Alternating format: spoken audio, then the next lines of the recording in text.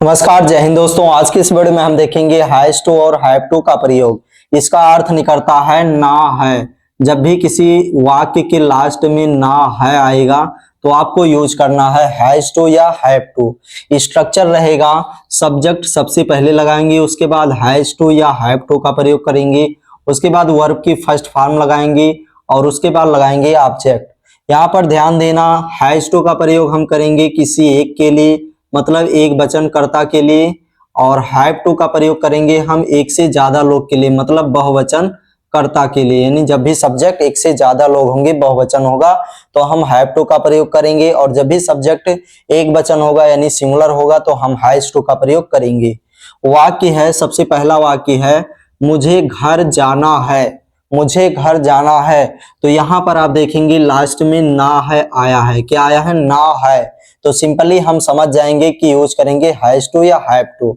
तो अब देखेंगे सब्जेक्ट इसमें क्या है, मुझे, यानी मुझे की इंग्लिश होती है आई, और आई के साथ हम यूज करते हैं हैव, आई हैव। उसके बाद लगाएंगे टू। अब उसके बाद लगाएंगे इसमें वर्ब। क्या है? वर्ब की फर्स्ट फॉर्म लगाएंगे, वर्ब है जाना, तो जाने की इंग्लिश होती है गो, तो आई हैव टू गो। उसके बाद ऑब्जेक्ट है इसमें घर, तो घर की इंग्लिश हो जाएगी home, I have to go home, मुझे घर जाना है। अगला वाक्य है राधा को आज नाचना है, तो यहां पर भी आप देखेंगे लास्ट में ना है आ गया है, तो हम समझ जाएंगे कि हैज टू या हैव टू का प्रयोग करेंगे। तो सब्जेक्ट है राधा, राधा कोई एक व्यक्ति है, कोई एक लड़की है, तो यहाँ पर सिंगुलर सब्जेक्ट जब भी होगा तो हम यूज करेंगे हैज टू, तो राधा के साथ हम यूज करेंगे हैज टू। उसके बाद वर्ब इसमें क्या है, क्रिया क्या हो रही है, नाचने का काम हो रहा है, तो वर्ब की फर्स्ट फॉर्म लगाएंगे। नाचने की इंग्लिश होती है डांस, डांस लगा दिए, राधा हैज टू डांस। अब उसके बाद ऑब्जेक्ट इसमें क्या है, तो आज है, तो आज की इंग्लिश लिख देंगे टुडे। तो इस तरह से हम इंग्लिश में ट्रांसलेट करेंगे। नेक्स्ट वाक्य है उन्हें क्रिकेट खेलना है, तो यहां पर भी आप देखेंगे लास्ट में ना है आ गया है, ना है, तो उन्हें क्रिकेट खेलना है, तो सब्जेक्ट है उन्हें, उन्हें की इंग्लिश हो जाएगी दे, मतलब उन्हें यानी कि दे। अब दे जो है ये बहुवचन है, तो यहां पर हम बहुवचन के साथ यूज करेंगे हैव टू, तो दे हैव टू।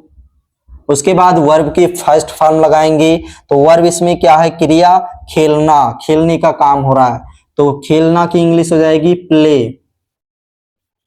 तो दे हैव टू प्ले। उसके बाद ऑब्जेक्ट है इसमें क्रिकेट, तो क्रिकेट की इंग्लिश लिख देंगे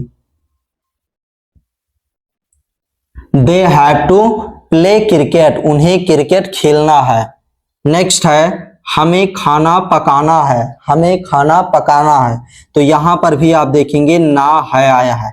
इसकी मेन पहचान यही है, जब भी किसी वाक्य में लास्ट में ना है आता है तो आपको तुरंत लगाना है हैज टू या have to, is are am नहीं लगाना, अन्यथा गलत हो जाएगा। नेक्स्ट वाक्य है हमें खाना पकाना है, तो हमें की इंग्लिश होती है बी, और बी बहुवचन में आता है, तो इसके साथ हम यूज करेंगे हैव टू, तो बी हैव टू। अब इसमें क्रिया क्या है, वर्ब की फर्स्ट फॉर्म लगाएंगे, तो पकाना, पकाना की इंग्लिश होती है कुक, तो इसकी वर्ब की फर्स्ट फॉर्म लगा दिए कुक। उसके बाद लगाएंगे खाना यानी कि भोजन, तो बी हैव टू कुक, और भोजन की इंग्लिश होती है यानी खाने की इंग्लिश फूड, तो खाना की इंग्लिश यानी भोजन की इंग्लिश फूड, तो we have to cook food, हमें खाना पकाना है। अगला वाक्य है उसे गाना गाना है, उसे गाना गाना है, तो यहाँ पर सब्जेक्ट है उसे, उसे की इंग्लिश लिखेंगे ही। अब ही जो है एक वचन है, सिंगुलर सब्जेक्ट है, तो इसके साथ यूज करेंगे हैज टू, तो ही हैज टू। उसके बाद गाना, गाना मतलब क्रिया क्या हो रही है, गाने का हो रहा है, तो हैज टू, गाने की इंग्लिश हो जाता है सिंग। अब क्या गा रही है, गाना गा रही है, मतलब ऑब्जेक्ट क्या है, गाना यानी कि song, to sing a song, he has to sing a song, उसे गाना गाना है। और अगला वाक्य है मोहन को दिल्ली जाना है, मोहन को दिल्ली जाना है, तो इसका इंग्लिश आपको बताना है, इसका इंग्लिश क्या होगा? कमेंट करके इसका इंग्लिश जरूर बताना, इसका इंग्लिश क्या होगा। सो आज के लिए बस इतना ही गाइस, और वीडियो अच्छा लगा हो तो वीडियो को लाइक करें और रोज इसी तरह बिल्कुल आसान भाषा में इंग्लिश सीखने के लिए चैनल को सब्सक्राइब करें और बेल आइकन को जरूर दबाएं।